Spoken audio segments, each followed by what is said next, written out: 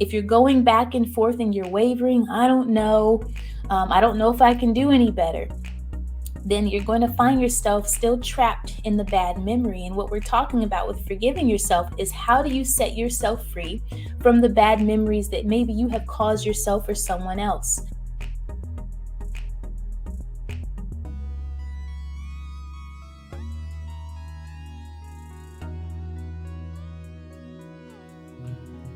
Hello, I'm Tia Ramey, and I love giving communication tips and strategies to leaders to help them both personally and professionally. I decided to do a bit of a video series that would help people process internal dialogue. See, communication is not just what you say to another person, but I think that you're far more effective if you can have internal dialogue within yourself. And once you know how to fully process your thoughts in a way that is productive and healthy for you, then talking to someone else becomes much easier. So in my last video, I addressed how to deal with anger. You should go back and take a look at that video, and we talked about how to resolve some of your past issues that you may have had with people, even how to forgive and resolve just some of your personal pains. In this video, what I want to talk to you about is how to forgive yourself.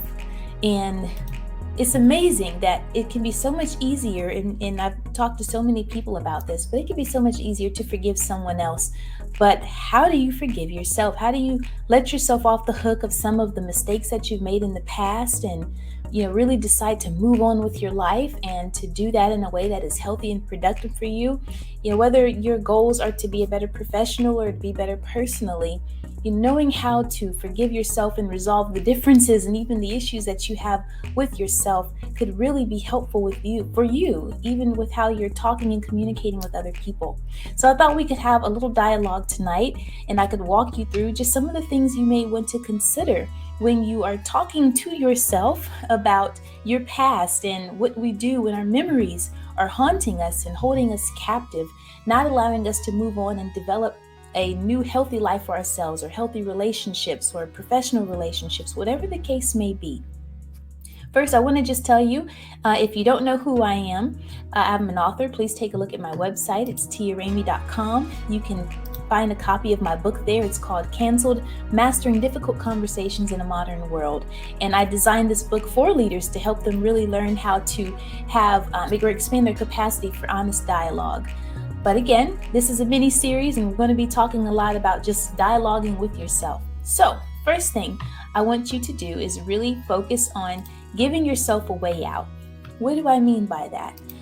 Well, to start with giving yourself a way out, a lot of times these things happen where we have memories, things that trigger memories, and you have to find a way out of that space that's healthy for you. Sometimes people suppress it and they just throw it away. Sometimes people act out. Sometimes we project, but you need to give yourself a healthy way out of that negative memory in a way that works for you. One of the most important things that I need you to do is really take a moment to be honest with yourself. And honesty is so powerful. Sometimes it is scary and it can be intimidating at first, but when you are honest with yourself, you set yourself free from the emotions of what comes and what occurs when your memories begin to haunt you. And what is something you can be honest about? Well, if you made a mistake, let's say you weren't a very good parent and you weren't out there for your children, right?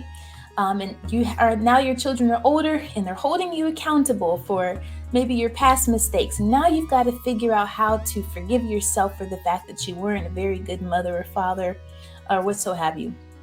I want you to take a minute and really take ownership. Ownership is powerful. It empowers you to sit down and take a look in the mirror and see what you could have done differently. Now, a lot of times when I tell people to take ownership, I tell leaders to take ownership, they think I'm saying to take blame. And the reason why taking ownership really gives you a good way out is because you have a chance to self-reflect and see something that you didn't probably see before. And if you don't take a moment to say, okay, maybe I could have done this differently. Maybe I should have known better. Let's just say, because sometimes we say this thing where, I don't know what I don't know. or we say, well, no one taught me how to do that. All those little things that we do where we give ourselves an unhealthy way out of owning our issues, it regurgitates back and you find yourself back in the same place.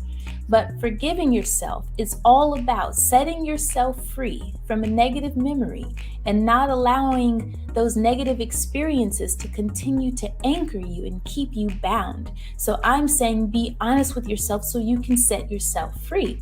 So back to the example, maybe if you were not a very good parent and maybe no one taught you how to be a good parent, if you start blaming other people, then you're going to find yourself right back at the beginning. Take it in and take it within yourself and say, you know what? No one taught me how to be a good parent, but I didn't study and learn how to do it either. My bookshelf, I could have gone to the library, I could have gotten books, I could have gone and asked for mentors, I could have done a million things. I didn't do that. I didn't do my part. Ownership is not about owning the problem. It is about owning a solution. And if you didn't own the solution for how to resolve that, then that's what you're doing now moving forward. So be honest with yourself. Take all of that in. Really be patient with yourself and define what the issue was and what your place in it was. I don't know if any of you are people of faith. In my faith, we have this thing we call repentance, where we sit down and we take ownership for everything that we've done wrong. And yes, there's going to be a million terrible things that were put in your hand. The question becomes, when it got in your hand, what did you do with those things? And if you didn't do the right thing and to say, you know what, when these bad things were put in my hand, I didn't do my absolute very best to clean it up. Some of us did. And, that's always hard to forgive yourself because so many things we've done wrong, we thought we were doing the right thing. That happens all the time. In the case of parenting, sometimes our kids get older and they let us know what they thought we did wrong. And we were doing our very best to love them with the information that we had. Still take ownership and say, you know what? I am sorry. I was doing my very best. That's the best that I could have given you at the time. Own it, absorb it. And then after you take ownership, you hold yourself accountable. And accountability is very powerful. Like I said, don't make any excuses for yourself. Don't let yourself off the hook. And then you need to ask yourself this very powerful, positive question. Am I fully committed to doing better? So once you've got those issues on the table, you know exactly where you went wrong. Do you have one mind about the direction you're going to go in now? Now that I have this information, now that I know what I did wrong, now that I can look back and see where I could have gone left and I went to the right, whatever the case may be, am I ready to make a commitment to doing better than I did before? Am I fully committed to being a better person today than I was yesterday?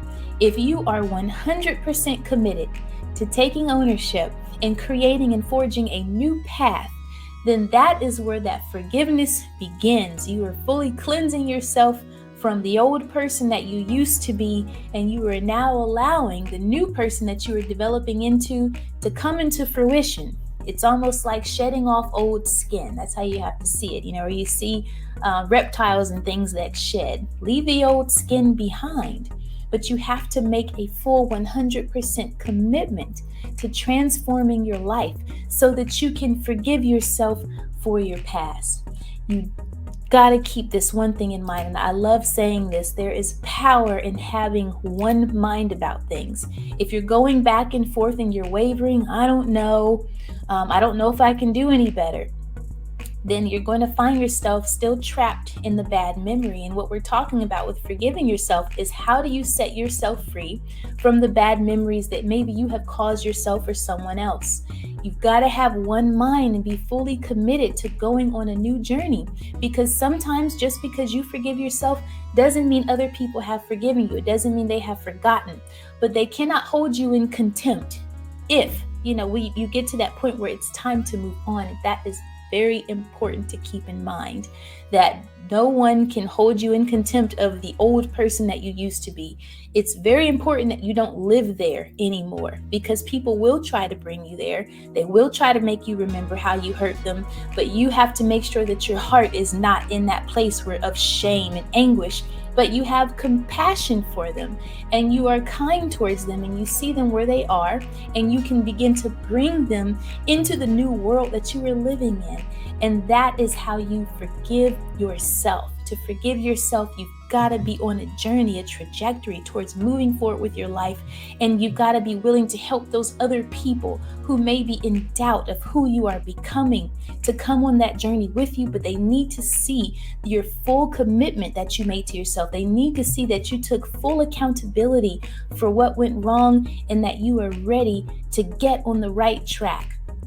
It may take them a while to be there, so you've got to be patient with them and be very patient with yourself.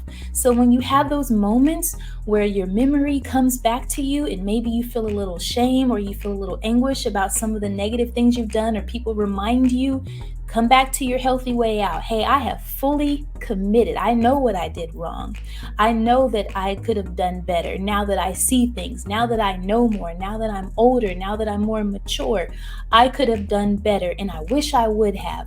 But I am here now. I'm here today. I'm showing up the very best with what I have. And I want to take anyone with me that is willing to go and see me in a new light. So no longer are you allowing your past to control you. It doesn't need to control your relationships, but you've got to make a full commitment to taking one step at a time and going on the journey ahead. I want to thank you so much for taking the time to watch this video. I hope it was helpful. If you are struggling to forgive someone else, please go back and watch the last video, and we'll talk more about how to process internal dialogue, those hard thoughts that you have, because we know that it's so difficult to not allow our past to control us. And I want to help us to move forward, because when we know how to move forward and we know how to encourage ourselves and we know how to encourage our own heart, then the way you talk to other people, it becomes natural for you to have more positive interactions and dialogue. Thank you again, and have a wonderful day.